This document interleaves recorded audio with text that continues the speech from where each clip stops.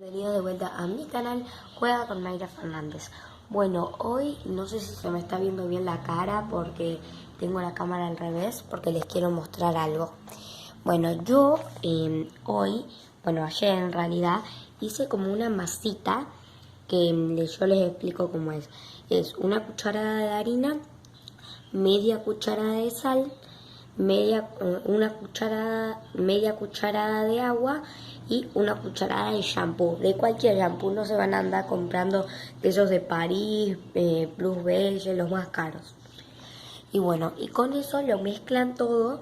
Y no sé si ustedes estaban viendo como esas bolitas crunchies, como estas en TikTok o algo así, porque yo me hice una, porque es como una foamy, la receta que les di recién, y hay que pintarla con esmalte de uñas. Yo ya miren, por acá no la pude pintar, pero por acá la pinté toda, y miren cómo quedó como una bolita así. Todavía no la aplasté, esto hay que aplastarlo, y por eso les quería hacer un video para que vean cómo se aplasta. Y yo no la probé nunca, así que vamos a verlo todo junto, a ver si es real o fake, es tan relajante así. Pueden pintarlo con cualquier esmalte de uñas, no importa el color ni nada. Por esa masita la pintan toda. Yo solo pude hacer una sola, pero bueno, vamos a escuchar si hace mucho ruido.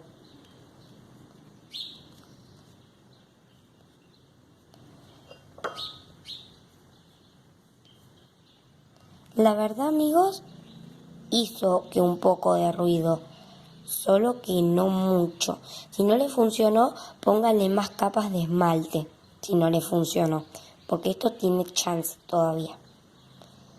Pero la verdad, de bueno quedó, de bueno quedó.